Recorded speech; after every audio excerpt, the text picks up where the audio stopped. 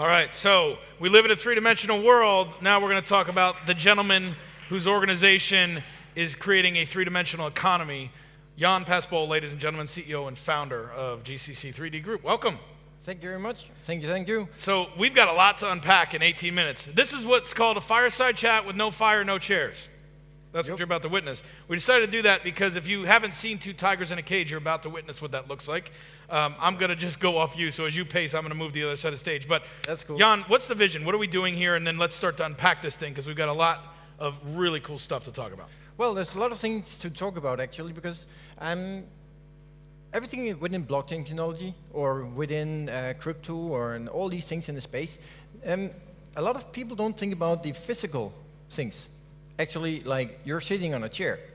How did that become alive? Well, somebody made it. Somebody manufactured it, right? How do you, for example, get music? Anyone of you? You buy a CD every single time you get a music? Or what do you do? Spotify. Okay, so it's kind of like downloading, more or less, right? So, everything there is, today, a lot of those things you download. Why is it that we have to travel to the other side of the city to get 4 chairs and a table? Why don't you download it? Why don't you download your, I don't know, slippers and bikini when you go to the nearest beach? And the design that you want.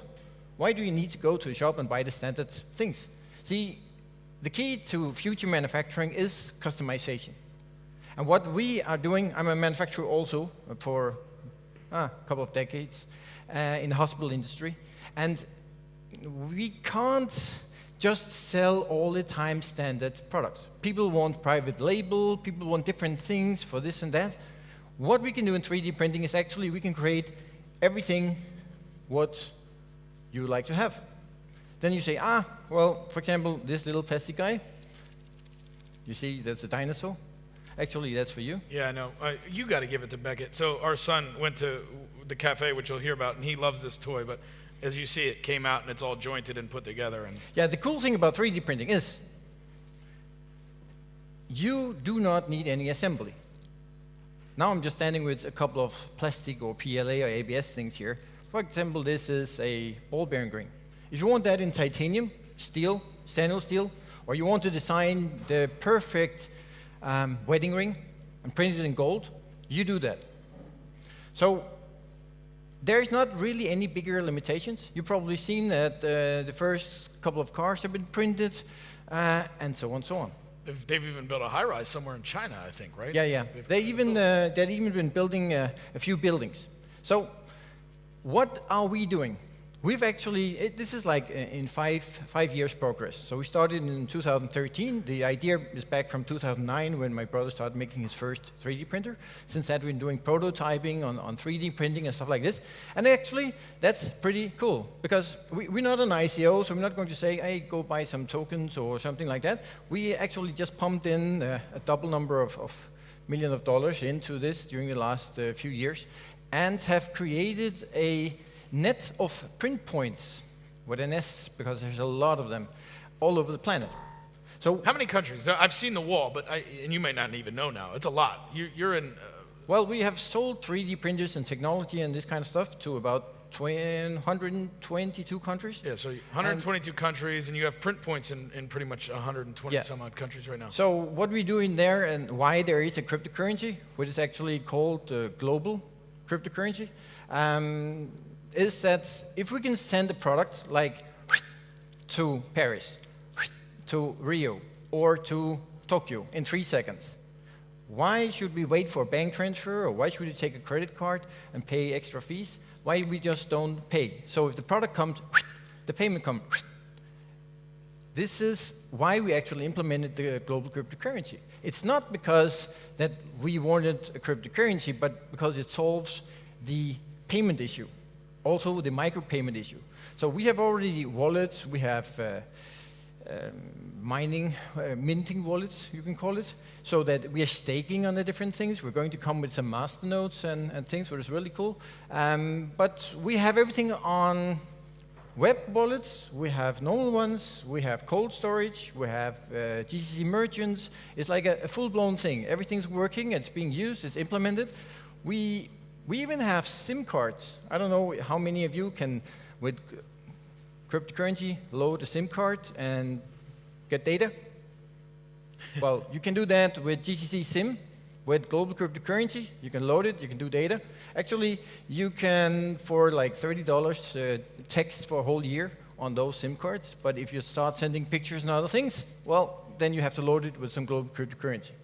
So it's out there, it's working, let me cool. build on that a little bit. So good overview on what it is and what you've built. I think what's interesting about what you've built is you've done this in the non-typical, when we think of the last 16 months, what's been typical. You've done this in the non-typical way, which is you've pumped millions of dollars into it, you've built a real product, you've built a real network of these different things from GCC SIM to the cafes, which we'll talk about in a minute, but these print points, and yet you've kind of mined into existence the GCC coin, which is the ticker is GCC, but you have not promoted it. In other words, you haven't spent a lot of money at all marketing GCC coin. You've been making sure it works, and you've been getting early adopters in and just living off referrals. I think the market cap is somewhere around 5-6 million right now from when I checked that. But the point is that that's kind of the MVP. Like, that's all been by design. The reality is the infrastructure is there. From the filaments, you showed me in Poland, we saw a wood filament. We saw, you're talking about metal.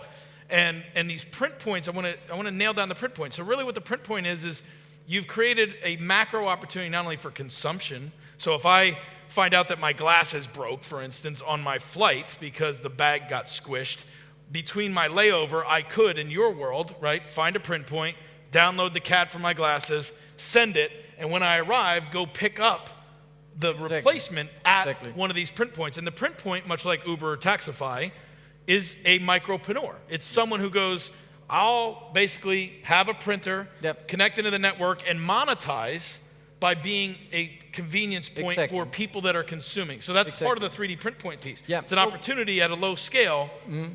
Well, actually, it's like, you have Google with a lot of information, you have Amazon with a lot of products, you have Uber, taxi, for example, you have to drive from A to B. We're doing a little bit the same thing, but we're just rethinking everything within manufacturing, logistics, and payments, including micropayments. So you don't need to put it on a truck.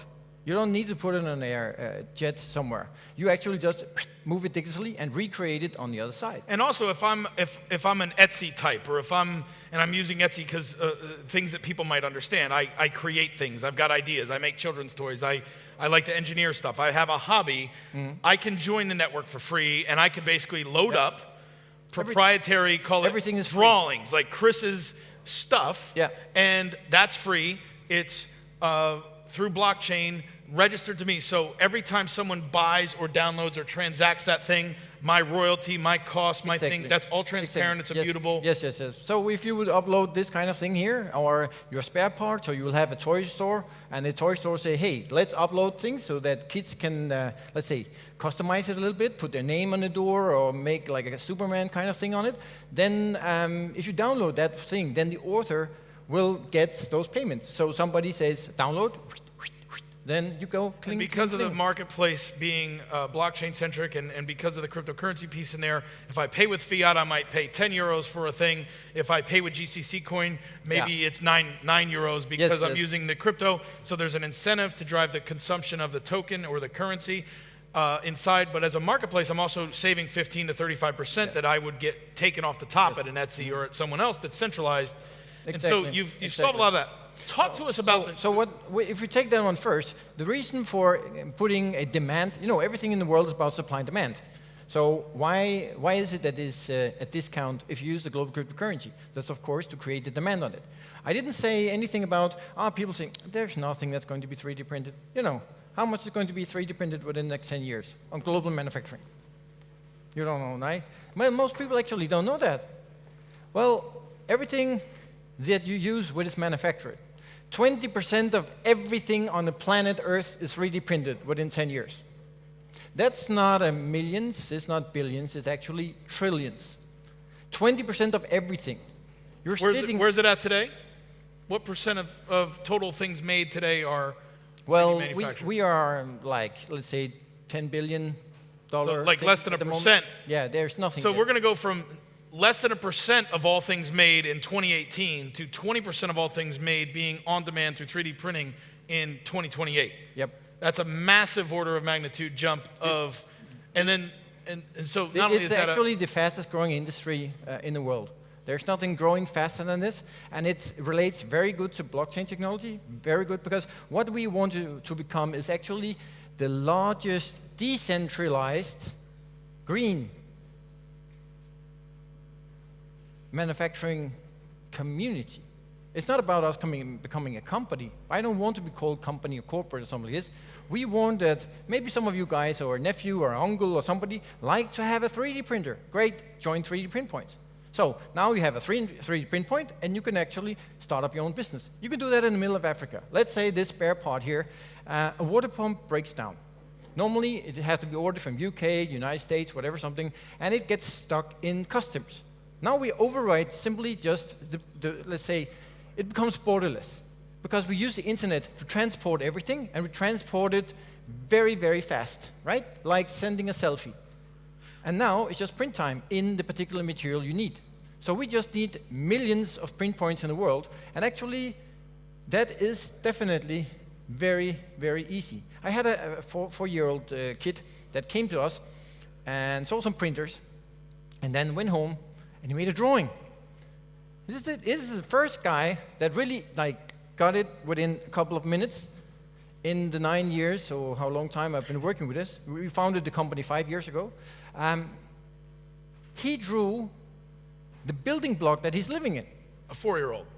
And he was drawing a printer in his home, but he drew a printer in every single home in the entire building block. And he said, "Mama, this is how future is going to look like. This must be soon." I was like, "Yes, this is what I've been saying since more or less 2009. Everyone who have a printer that prints paper at home is going to have a 3D printer at home." And I tell you, in 2009, everybody told me I'm really crazy. But actually, it is happening. Already now, they're being sold a lot of printers worldwide.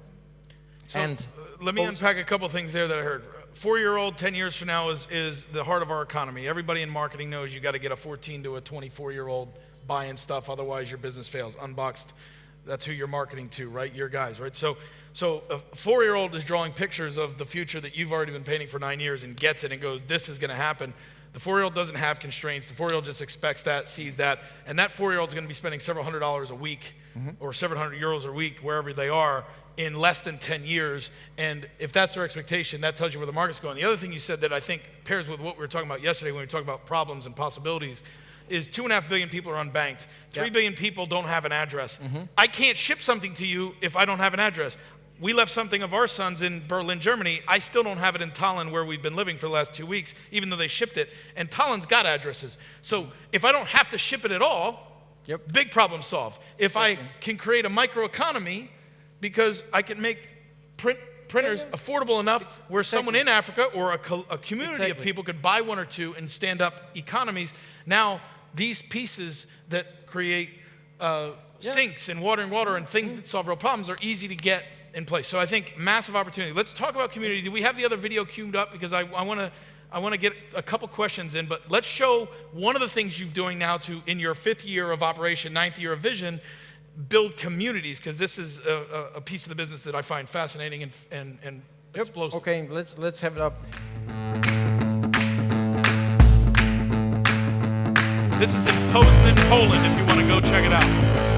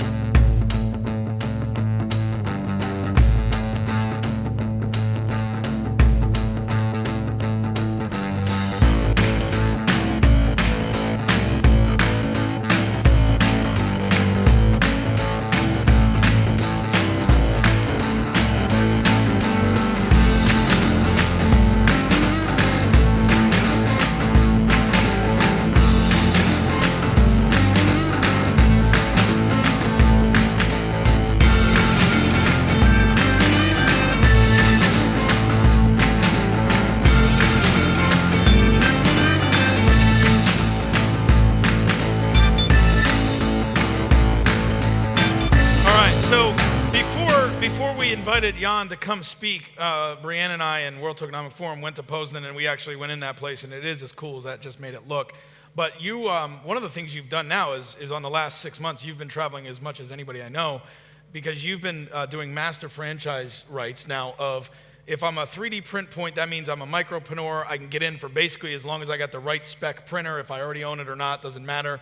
You just sell me the filament, and you monetize it that way, and I'm in the network, and that's the real scale to it. Mm-hmm. But for those who want to establish community, not just for cryptocurrency people to drink their coffee and network and raise capital and do the things we do in Starbucks that doesn't give us anything back but burnt beans. Nothing against Starbucks, but it's not the best coffee in the world. I could now educate people, have a 3D print point, and I could own a franchise. So if I'm not a cryptocurrency person, if I'm a real estate guy or gal, or if I'm a franchise person, you've now made it possible for me to understand how to get in this business. Yes, exactly. And actually, one of the things we were talking about education here before, in the previous one, and you know, a lot of people, they don't really want to go back to school, but we need a lot of people educated in 3D technology, and in blockchain technology, and in cryptocurrency for that matter. So now we have made a place where we, in every country in the world, or we at least want to be in like 200 of them, right? And then we go first for the capitals, and then the 2-3 bigger cities, and then it goes massive. For example, I was just in Mumbai. Mumbai is a really good example. It's probably the largest city in the world. And there's something called, I think it's Coffee Day or something like that. They have their own coffee brand out there in India. In Mumbai alone, there's 1,300 coffee shops. Just in Mumbai? Just in Mumbai, one city? In one city. I mean, this is like crazy how many that is. We don't need to have that many in each city, but imagine that any like major big city actually had something like this, and you could educate people, and it's a crypto-friendly environment. It's a blockchain-friendly environment where people actually can go and get things, do things. You can borrow that room for a moment or rent it, and then you can say, okay, let's do some education, a couple of hours. Right now we have it with business people coming in because they think it's a cool place and just borrowing it and talking about different things. We have school teachers bringing their kids in because in the schools they don't have printers yet. So we started giving printers to schools and stuff like this also. And actually we're doing a lot of green things. The basic idea of the 3D print points is to become the largest green manufacturing community in the world. Because what we can do with blockchain and all these nice calculations is actually we can find out all the way from the raw material or source until the person get the customized in particular color, size, whatever in their hand. This whole process we can calculate. That means we can get all facts, all data of everything in that process, including how much pollution that would be. So we can CO2 neutralize it. So you can choose to like normal sending or green sending. So if you want to be environmental friendly and want to have it 100% CO2 neutral, we can actually do that very soon. So already now we're just making different types of let's say, projects. We've been planting trees all over Africa. We've been helping elephants, orangutans, sea turtles, wild horses, all kind of wildlife and environmental and green projects because of that particular thing. Because I think we should take better care of Mother Nature. I don't think we're doing the best we can. So if we can move a lot of global manufacturing into 3D printing, first of all, there's no waste. This is like when you start a 3D printer, it starts here, it ends here. If you have that thing delivered on the place, there's no packaging. There's no transport. I mean, we are now helping Mother Earth a lot already by 3D printing. So by coming into a thing like a cafe, the education part, people don't know how to 3D print. People don't know how the blockchain and these things work. So we make actually education centers everywhere. We also become friends with all the other manufacturers of 3D printers, because what can we do? We can resell actually all their printers also in the shops. That means they have service points. A manufacturer normally sells in their own country or a couple of few other countries, but let's say in Vietnam, in Hanoi or Ho Chi Minh, they don't have anybody there. Well, we have. So we can service in that particular place, or in Mumbai or in South Africa or wherever it might be. So it's also a shop where you can buy your filaments and other things. It's also a print point where they're sitting specialists. You want to design your dream home. and now you're designing it. I think and so on and so on. that's the tagline is it's also. It's, right? it's everything also. is also. But There's the so thing many is, things. In it. and unfortunately we're out of time on this segment, but it's also. And so if you want a piece of a market that's going to go from less than 1% of total global manufacturing to 20%, you guys have executed and built over the last 9 years, call it 5 years operationally, but 4 or 5 years planning. You've built this network. Yep. You are operational. You are at scale. You're exchange traded. And you have master franchise rights being sold from South Africa to Mumbai you were on 3 planes before you came here, and you told me about the markets you've just been in. So if you have interest, please get with Jan. If you're with GCC, I think there's 2 other guys here. Just raise your hand so they can see. If you have questions for Jan or GCC group during the lunch, please find one of their people. Thank you so much, buddy. That was amazing. Thank you.